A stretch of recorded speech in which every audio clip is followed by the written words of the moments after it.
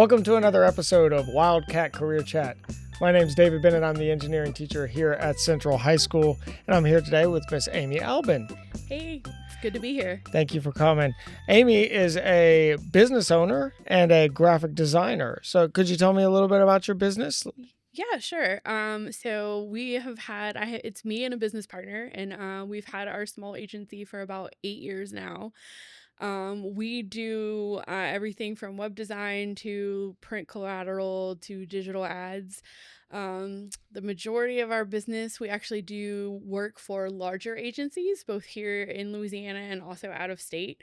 So whether it's filling in gaps in their staff, some of our agencies are more content, but they need web sometimes, but not enough to hire a person, or they have certain times a year where they're really busy and they need extra help, but it doesn't warrant hiring a full-time staff.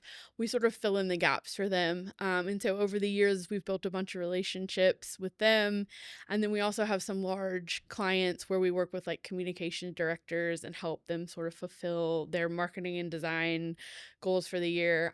Between all of that, we basically keep ourselves busy full time. So Yeah. it's pretty cool. Okay. Well, you said some of your customers do content. You said web design and stuff. What did you mean by content? What does that mean? So they're like content creators. So they might be someone who writes like newsletters, white papers, press releases, those sort of things for their clients, but they need somewhere to house that content. So like the client may need a website to house that information, Okay. or they need those things designed. So like larger organizations, lobbyist groups, things like that might need their research that they've done put into something that's really presentable that they could go bring either to a state legislation or even federally to present and say, hey, here's the research we've done in a really clear way to communicate it, so that we can try to push what we're trying to get funds for and things like that. So creating pamphlets or making it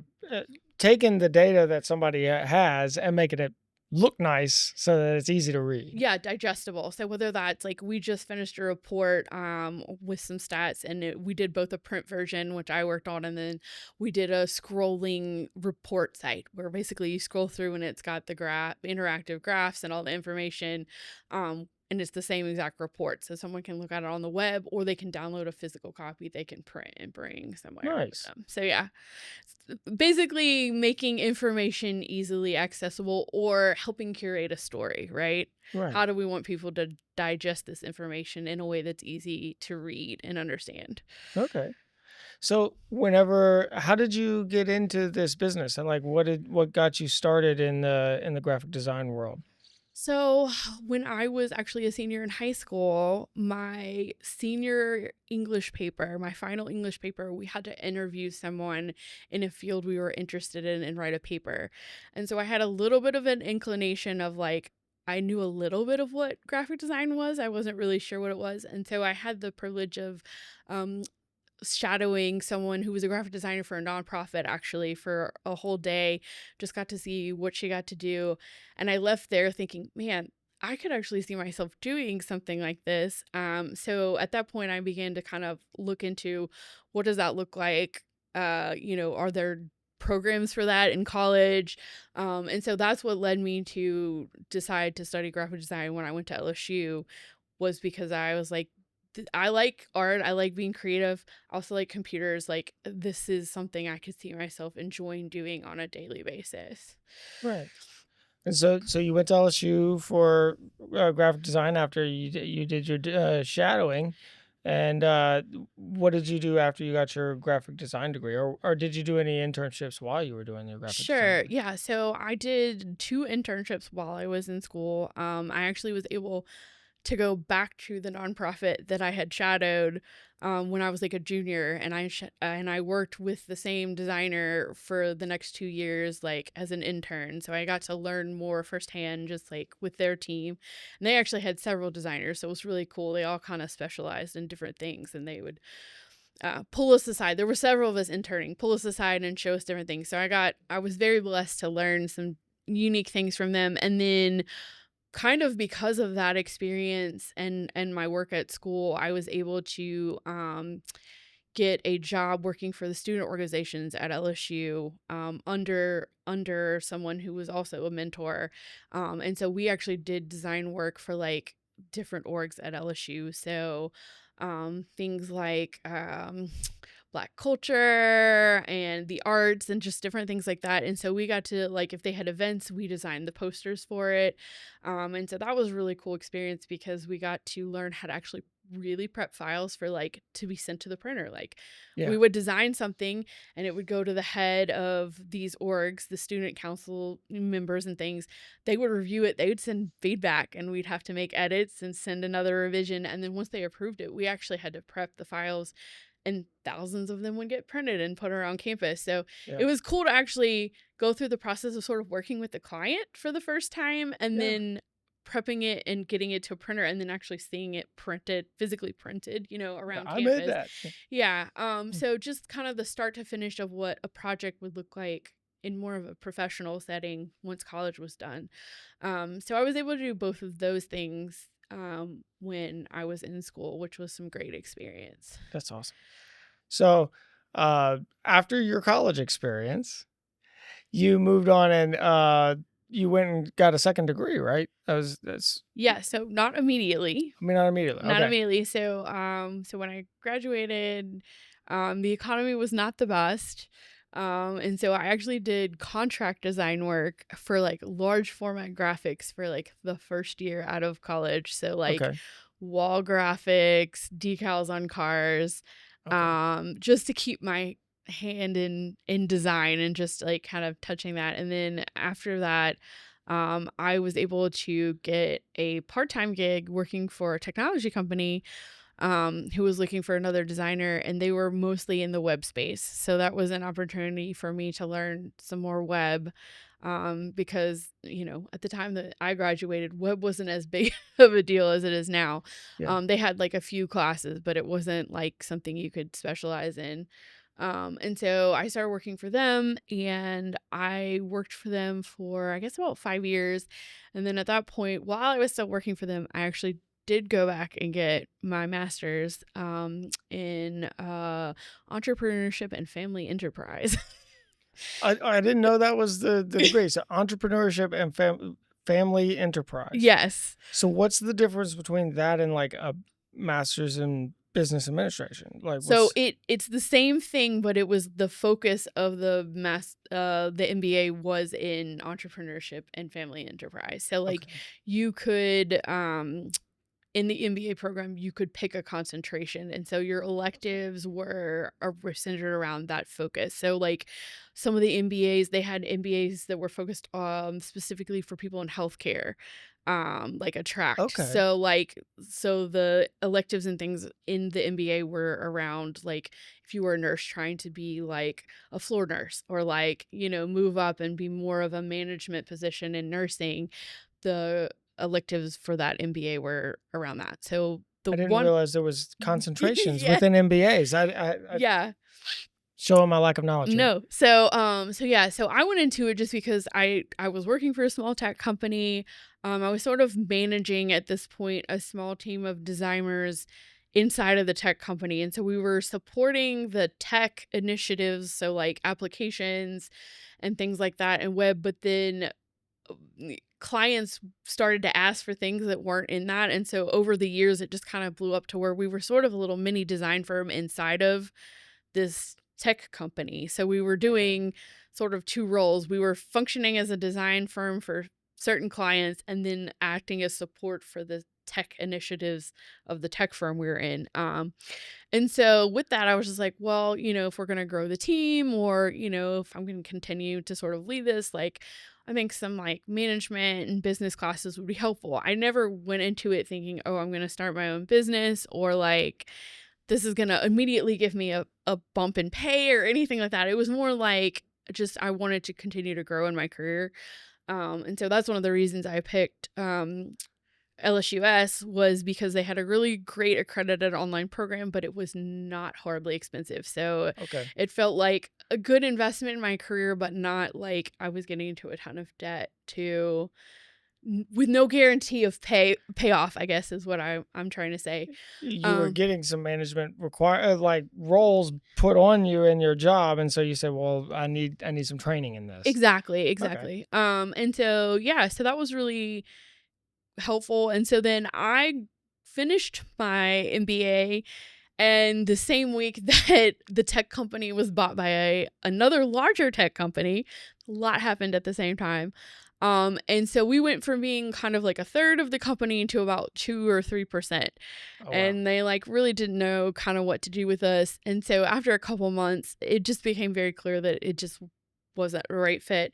And so me and one of my colleagues that were there, we started talking, and that's when we kind of made the decision to start our own firm. So about 6 months after I finished my MBA, we launched our own company. Okay. So that was not the plan, but funny enough, the family enterprise classes that I took were actually the most beneficial to me in actually starting a business. So Okay, so what is family enterprise? So, family enterprise is a business that is sort of a generational succession, right? So, like when you Okay. hear like of a winery in Italy, and you're like, it's been in the family for 100 years, and it's on the fourth generation or whatever. What are the things that they put in place to make sure that that happen?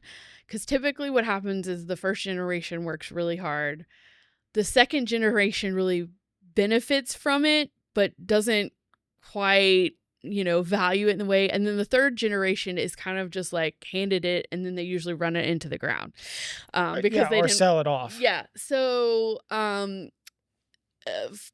family enterprise really focused on what are the companies in the world and in history that have successfully done this, and what are the principles and processes and things that they put in place to make them successful. So there was a lot of things about like, if someone dies, like, does their spouse then become like a partner in the business, or do they just own shares? Do they have voting rights? I mean, some of these companies are quite large, right? Yeah. And they have all these things. So there was a lot of questions and things that we thought about when we started our business, like when we put together our operations agreement. What happens if something happens to one of us? How, like, does Yeah, the other because you person started buy out as out? just two Two people. people. What happens when we have kids, or if one of us gets married and, we neither of us are married, and our spouse gets a job in another state? Can the partner leave the state and work from another place? Like, there were a lot of things that I think most people didn't think about that were all front of my mind because I had just taken all these classes when we formed our business.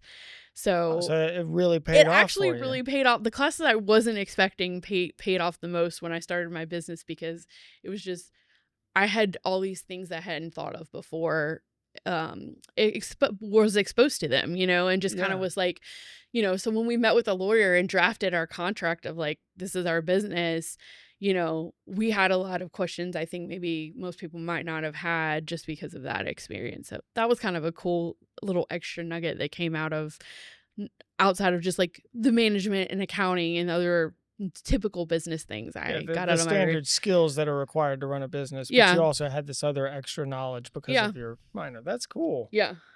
Yeah, I never would have thought of those things. Like if I were to start a business, because I don't have that education, I wouldn't have that just wouldn't have Yeah. occurred to me. Well, even just like kids, if they want to be in the business, like some of the most successful brands in the world, their kids have to go work for their competitors for 3 to 5 years, get their master's, and then come back and apply for a job in the company just like anyone else. Like they Okay. have to earn it. Like, and they have to work for someone else and be accountable to someone else and see how Yes. things are done in a different way before they can say, hey, we're going to give you rings in our business. Yeah. And so I don't know, it's just really I interesting mean, that's stuff. it sounds like a good practice. I tell people a lot of times that I feel like everyone should have to work at a terrible job at a restaurant for like at least a month, just so that everyone treats like you Wait get that staff well. wait staff well. Yeah. Like getting that experience outside that where you're not getting special treatment. That's a really good practice. Yeah.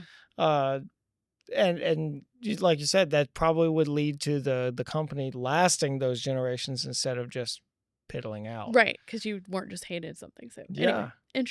interesting things to learn from it. So Um, what else did you have to go through to get a business started? Like, how do you start a business? Like, what is you So you can start a business fairly easy. You actually just have to register it with the Secretary of State, and okay, you can apply for an LLC. I want to say it's maybe like $35 to $75. It's not super expensive. not bad.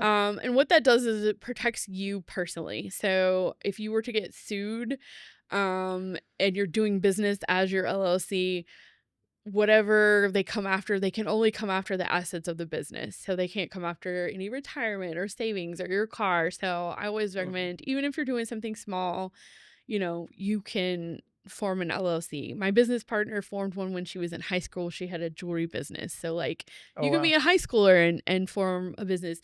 It only costs like $30 a year to renew it, to keep it active. Like it's not complicated. Obviously, if you're selling products, you have to deal with sales tax and things like that. But if you're just doing a service like videography or graphic design or something like that, you don't have to pay sales tax or anything like that. You don't have to have a Okay. So tax account. So is sales tax only? You don't have to do it for services. not for services. Now we still have to pay income tax on our Yeah. revenue, but yeah, we don't have to do sales tax. So our business doesn't have a sales tax account. We don't have we don't have to collect those and submit those monthly, because we're Okay. just literally considered a consulting service. So yeah, I mean, you register the business, obviously business bank accounts. There are some great local banks that offer free checking for small businesses. They like to see you grow. And so you can usually get those for free, and there's not like a minimum amount of money. So also a great step if you're trying to get started. And then I would say in our day and age, social media accounts.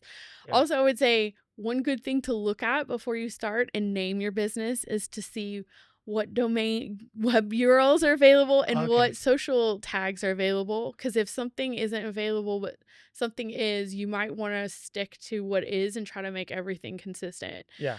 So maybe do some research before you actually register your business, because I have seen that where someone named it and then nothing was available with that name. So then Oh. it's like it makes it easier for people if they're searching for you.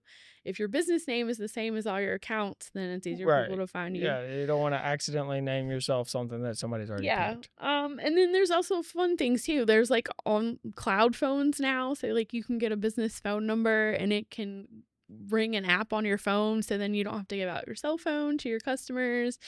There's a lot of fun tools like that. But yeah, we just kind of we started bare bones when it came to like our overhead and things like that when we first started, cuz we quit our jobs full time and just went in full, I don't try to save some money, but yeah, we had money to run the business, but we didn't have money to pay ourselves. So like Yeah. I had to incur some debt to get my business off the ground, but then, pay that off later when we started making money, but it Right. worked out. So Okay. So what does a day in as your graphic design now look like for you for a day-to-day oh basis? goodness.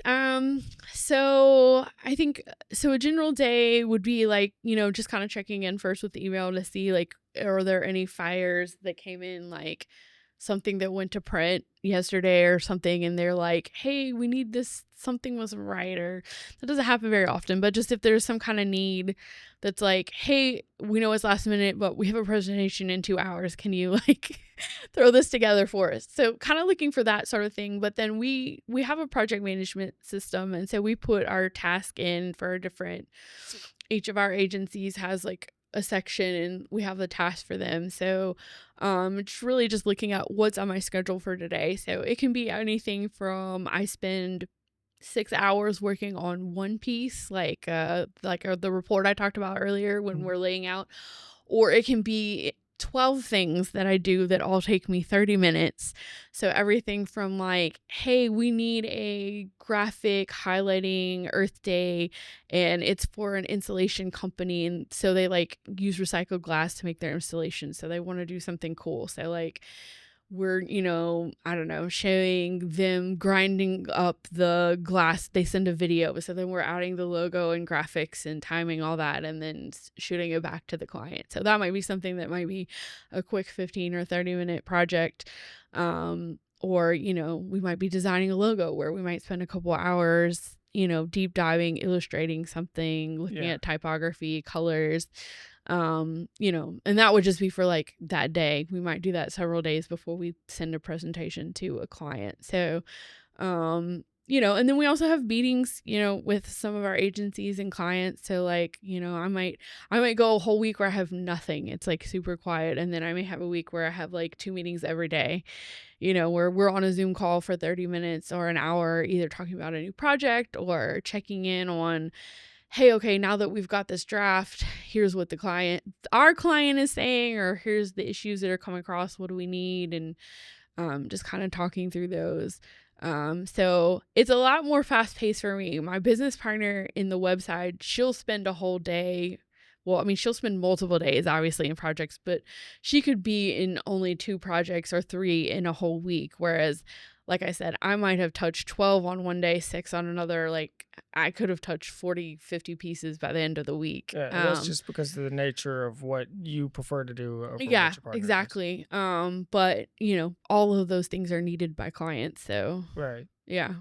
So, you said earlier that you've built some relationships with some of your clients. How do you go about building those relationships and keeping them? Like, what do you do to get a customer or Sure. keep a customer? So I'll tell you the most random one we've ever Okay, had. So that's fun. we I guess about a year and a half, 2 years in, we had started working with a few agencies and we had sort of found like, hey, we like this model. We like working with larger teams.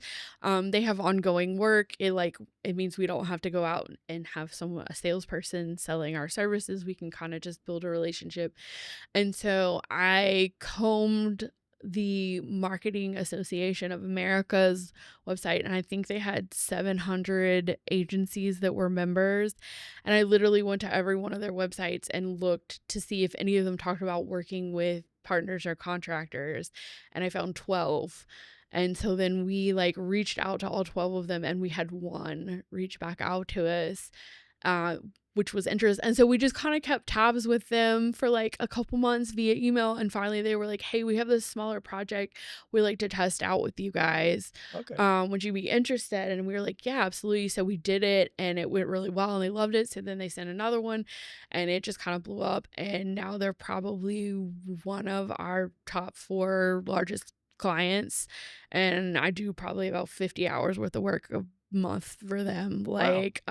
But I And mean, it all started from an email if and you from doing a little yeah, research. research and then us just like trying to cultivate conversation back and forth. And I mean, we've done that with other people and it hasn't worked out. We haven't been a right fit, but yeah, it's just, eh, that's word of mouth. Some of our connections came from clients that we worked with when we worked for other people, and then they left and they went to another company and they remembered the work we did and they reached out and said, hey, I know you have your own business now. Can we connect with you? And then sort of, most of the time it just starts with something small. And then if you do a good job, communicate, I will say that's a big thing, good Yeah. with communication, then people will come back to you. And we have one agency, we go through waves. Like we did tons of work for them when we first started working, and then their staff sort of like ebbs and flows. They'll have like a bunch of hiring, which means then we don't do a lot of work.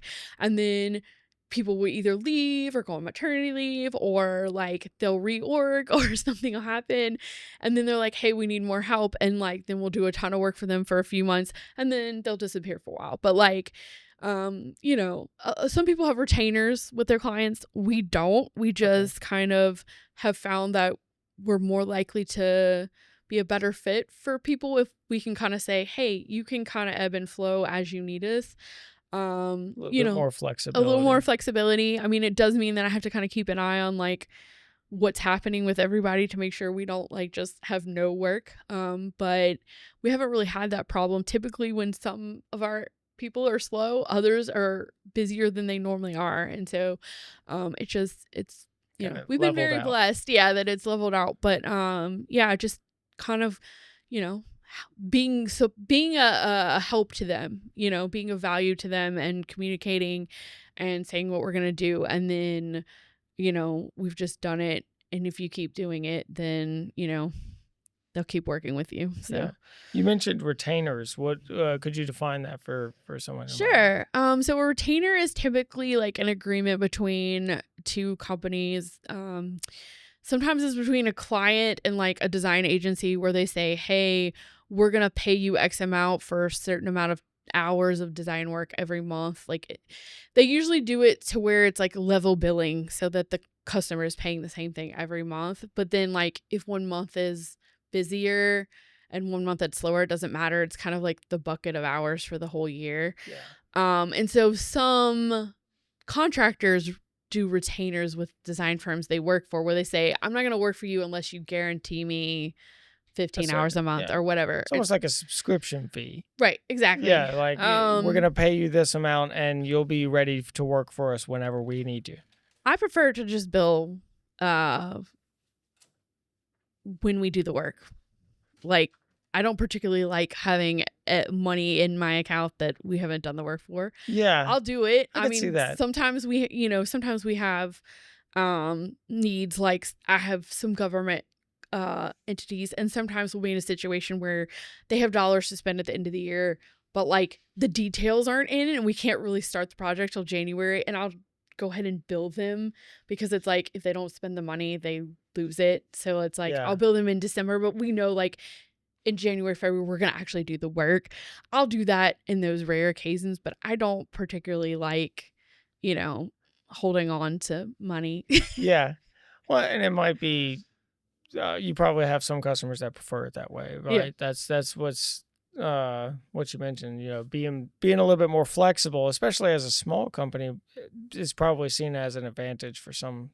Yeah. For some of the people that you work with. Right. Well, and for some of them, they're only 10 or 12 people. So they're decent sized agencies, but they're not, for them, they're not having to front as much to pay us to help support them, because they're also weighing on payments from their clients. It's, Right. A chain effect. So, Yeah. So, I guess since you've experienced both being as a business owner now and you've been in working within a company, what are some of the advantages that you feel are there for working as your own sure. business, and what are some of the disadvantages? Okay. So if you work for somebody, you have one boss. If you work for yourself, you have however many clients you have, that's how many bosses you have. Yeah. In terms of like everybody, their stuff is a priority for them. And they're not aware of the other 10 or 12 people. So just kind of juggling that is kind of a struggle. It can be sometimes. Yeah. The pros I think is just the flexibility. I mean, I have been able to pick who we work with, and that sounds weird. But when you work for someone else, like the owner or the head is signing deals and they're like, oh, here's a contract. And they're not really getting into the nitty gritty of like, who is the contact person over there and who's going to be working with our team. And it's like, are we really a good fit for them versus just like, this is a dollar line item. Yeah. So one of the things that my business partner and I have done is just like, we're really good at sort of knowing who is going to be a really good fit for us. And it's not just from our side, like also for the clients to have a really great experience. Like if we think that we'll work really well collaborating with you, or like we could really bring something that you're missing, then you're a great fit for us. If your processes don't really work well with our processes, or you're not you don't have enough people on your side to be engaged, like to be able to give us the things we need so we can help you, like then that's not really going to be a fit. And so just from years of experience, we've kind of been able to tell, we can kind of tell now, like right out of the gate, whether or not something's going to be a good fit. And if it's not, we can be gracious. If we know someone else who's a better fit, we always try to connect people with, hey, we think this agency or this person we know would be a better fit for you than us. Like we had a client that was government, but like in a situation where they needed like things updated very like to the minute, like late at night, and like it's just me and my business partner. We have Yeah. families. Like it's not, I can't be on call at 2 a.m. on a Saturday morning. But there's other agency I know, they handle situations like they have staff and stuff. And so I'm like, hey, they're the right fit for you, and not necessarily for us. So I think having to be able to pick kind of who you get to collab with so that you can enjoy work more, I consider that a big perk of being a business owner. And then just flexibility with time.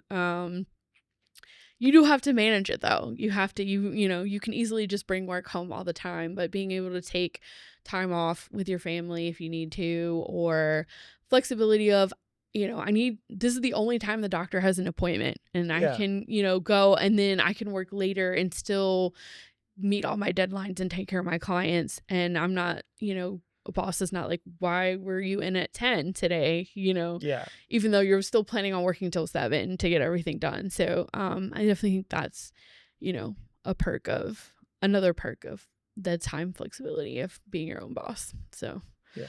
What about disadvantages? What's some of working or having your own business? I think it's harder to like scale back sometimes. Like, I'm a new mom and so like kind of, people are like used to the amount of work that you cranking out or how quickly, and it's like, well, I can't necessarily go past 5 every day now. Yeah. And so trying to figure out how to pace things certain times of year when it gets really busy is a little bit of a challenge because I don't have a big staff that I can just be like, okay, you and you and you do this. Like that's my job. So I think that's definitely kind of a challenge from that perspective. And then also just like there is the, having to have tough conversations, right? Like you are the head of the company. Yeah. So like, if something doesn't work out, like, You can't just be like, boss, take care of this, yeah, please. I messed things up. exactly. Well, or yeah, you have to own if you messed up, or just even awkward situations. I mean, I've had, clients pay deposits and then disappear. And I'm like, guys, it's been a year.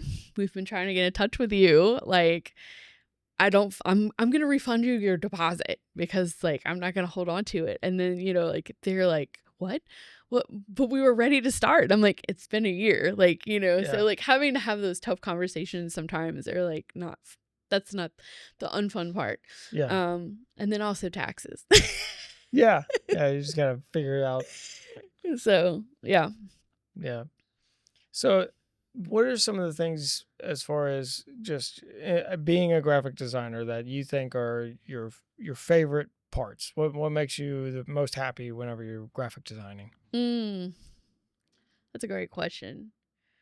I think when everything just comes together, like, because when you first start working on a piece, it is really kind of a trial and error. Like, you have an idea in your head of kind of like what you think might work, but then you either very quickly figure out it's not going to work and you have to deviate, or just like finding all the pieces, right? What type works with this? What image works with this? Like, overlaid, how, there's the brand that you might be using for the client. How do we integrate it, staying with their standards, but still make something work? Like, how do I get all the copy to fit in such a way that it does tell a story, like we talked about earlier, and carrying them through? So when you kind of get to the end and it just all came together, and that's like the best because then you're like, ah, this looks good. Like, it looks good. It's accomplishing what it's supposed to do. Like, I feel good about sending this out.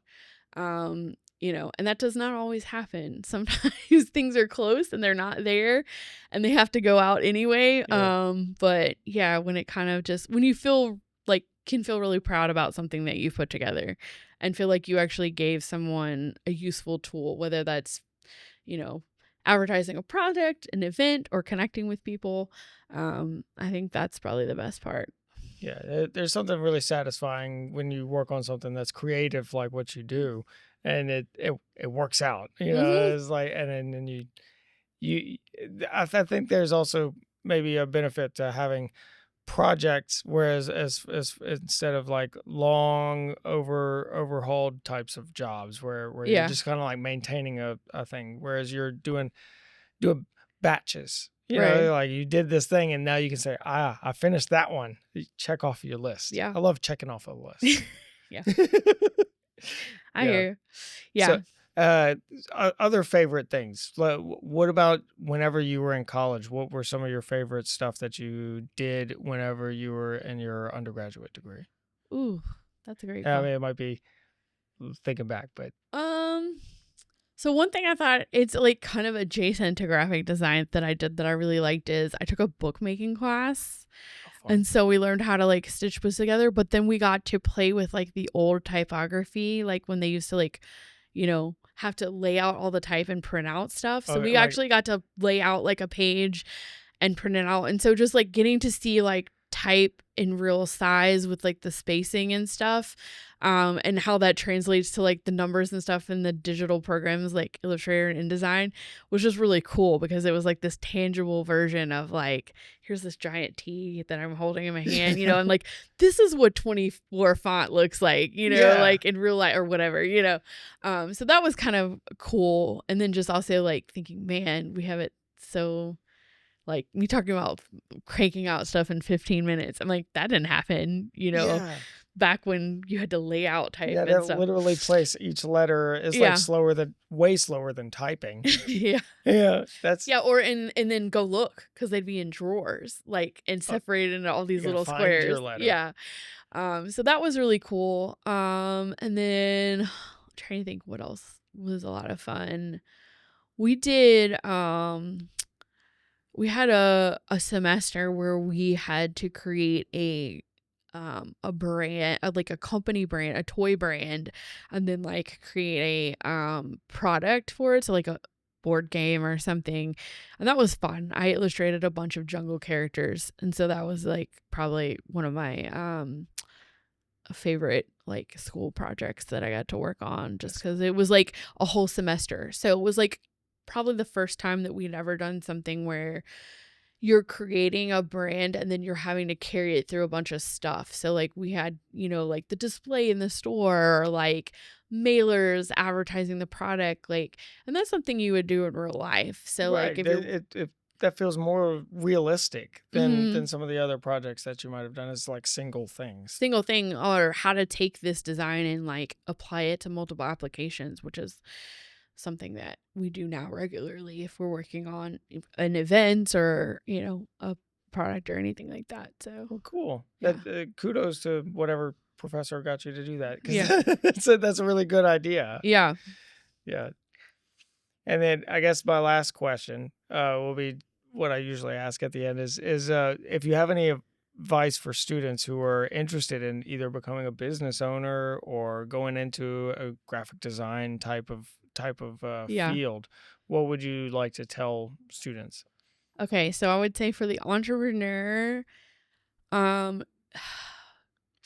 definitely think about maybe working for smaller companies early on in your career. Okay. You may not make as much money, but you typically get to wear more hats and you typically get to be behind the scenes on some things that you wouldn't. If you go work for a big company, you're going to be like you're doing your job only in a small way.